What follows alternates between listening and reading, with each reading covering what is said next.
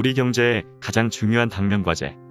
이 칼럼은 월드뷰 2021년 7월호에 실린 칼럼으로 서강대학교 명예교수인 곽태원 교수가 쓴 칼럼입니다.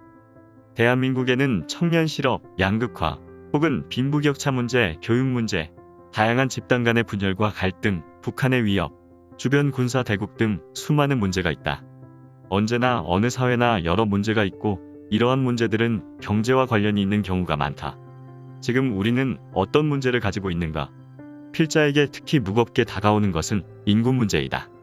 이것은 사회 문제이고 정치 문제이고 아주 중요한 경제 문제이다. 모두 잘 알고 있는 것처럼 우리나라는 세계에서 가장 빠른 속도로 초고령 사회를 향하여 달려가고 있다. 65세 이상 인구가 전체 인구의 7%를 넘으면 고령화 사회, 고령화되어가는 사회라고 하고, 이 비중이 14%를 넘으면 고령 사회, 즉 이미 고령이 된 사회, 그리고 20%를 넘으면 초고령 사회라고 한다. 우리나라는 2000년에 고령화 사회, 2017년에 고령 사회가 되었고 2025년에는 65세 인구가 1천만 명을 넘어 초고령 사회에 진입할 것으로 예상한다. 출산율은 세계에서 제일 낮은 수준인데 수명은 빠르게 길어졌기 때문에 이런 현상이 나타나는 것이다. 고령 사회로 바뀌어 간다는 것은 글자 그대로 인구의 구성이 노화되어 간다는 것인데, 이것이 어떤 문제들을 초래할지는 어렵지 않게 생각할 수 있다. 고령화가 가져올 수 있는 여러 가지 문제 중에서 노인 부양 비율의 악화라는 문제는 가장 기본적이고 대응하기 어려운 문제이다. 통계청에서 발표하는 노인 부양 비율은 생산 가능 인구 100명에 대한 고령 인구의 비율로 근로계층 100명이 몇 사람의 노인을 부양해야 하는가를 보여주는 지표이다. 이 수치가 크면 일하는 사람들의 어깨가 그만큼 무거워진다. 어떤 사회가 노인을 부양하는 방식은 그 사회의 문화나 제도 등에 따라 다를 수 있다. 그러나 구체적인 방법이 어떤 것이든 간에 결국은 일하는 사람이 생산한 것을 노인과 나누어 먹고 사는 것이라고 할 수 있다. 사회보험이든 국가재정이든 노인의 부양 비용을 부담할 수 있는 사람은 일하는 계층뿐이기 때문이다. 통계청이 발표한 자료에 따르면 1970년에는 생산 가능 연령 100명이 부양해야 하는 고령 인구는 5.7명에 불과했으나 2000년에는 그 숫자가 10.1로 약 2배로 늘었고 2010년에는 14.8로 거의 3배로 늘었다. 2020년에는 21.7명으로 크게 늘었고 2030년에는 40명 가까이 늘어난다. 2065년에는 젊은이 1명이 노인 1명을 부양해야 하는 수준이 되는 것으로 추산하고 있다.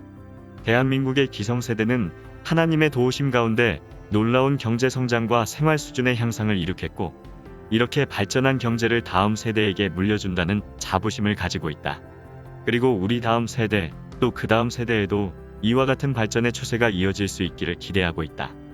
요즘에는 선진국 진입에 관한 이야기가 뜸해졌지만 적어도 경제에 있어서는 선진국과 어깨를 나란히 하게 되는 것은 시간 문제라는 생각이 지배적이다.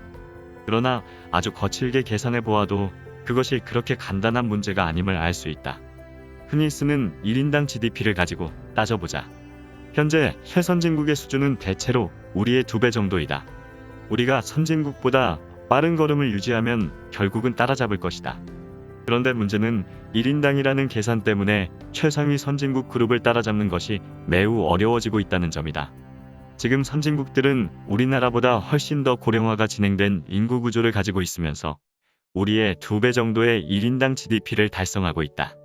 우리보다 상대적으로 일하는 사람이 적고 같이 나누어야 할 노인은 더 많은데 1인당 소득은 우리의 2배나 되니 선진국과의 생산성 격차는 2배를 훨씬 뛰어넘는다. 물론 여성들의 노동 참여율이 우리보다 더 높다든가 은퇴 연령이 더 높을 수 있다. 그러나 이러한 점을 감안하더라도 생산성 격차가 소득 격차보다 훨씬 높다는 점은 부인할 수 없다. 그런데 추격을 더 어렵게 하는 것은 우리와 선진국 그룹 간의 고령화 격차가 빠르게 줄어들고 있다는 점이다. 해결책은 무엇인가? 지금 우리는 최선진국들에 비해 더 많은 사람이 생산에 종사하고 있고 나누어 주어야 할 노인은 더 적기 때문에 1인당 몫을 계산하는 것이 유리하지만 선진국들보다 노인 인구의 비율이 빠르게 늘어나고 있어서 총생산이 늘어도 1인당 몫이 느는 속도는 훨씬 더 떨어지게 된다는 것이다. 요컨대 1인당 GDP가 선진국보다 빠르게 늘어야 선진국들을 따라잡을 수 있는데, 그러려면 우리의 생산성은 훨씬 더 빠른 속도로 향상되어야 한다는 것이다. 그러나 어떤 경우라도 생산성의 획기적 향상이 없으면 현재의 수준을 유지하는 것도 어려워질 수 있다. 개인이 열심히 일하고 자기 개발에 더 많이 투자하는 것이 도움이 될지 모르지만 그러한 방식은 이미 한계에 가까이 와 있다. 그러기 위해서 과학기술의 급속한 발전이 요구되며 국가와 사회 시스템의 근본적인 개혁, 특히 교육 부문의 획기적인 변화도 필수다. 사실상 불가능한 주문들이다. 기독교적 해법. 생산성의 향상이 어렵다면 어떻게 해야 할까? 특히 기독교인들이 대안으로 제시할 수 있는 것이 무엇인가? 사방이 막혀 답답할 때는 위를 바라볼 수밖에 없다. 소득이 전부는 아니지 않은가? 돈, 생활 수준 그런 것들보다 훨씬 더 가치 있는 것들이 있다. 세계에서 제일 진실하고 정의롭고 깨끗하고 따뜻하며 자유로운 나라가 우리나라라면 부자 나라를 부러워할 이유가 없지 않은가? 그런데 그러한 나라는 누구나 부지런하고 지혜로우며 특히 지도자들이 명철하고 정직한 나라일 것이고 경제도 넉넉한 나라일 수밖에 없을 것이다. 국가 개혁보다 더 어려운 목표지만 우리에게는 복음이 있다.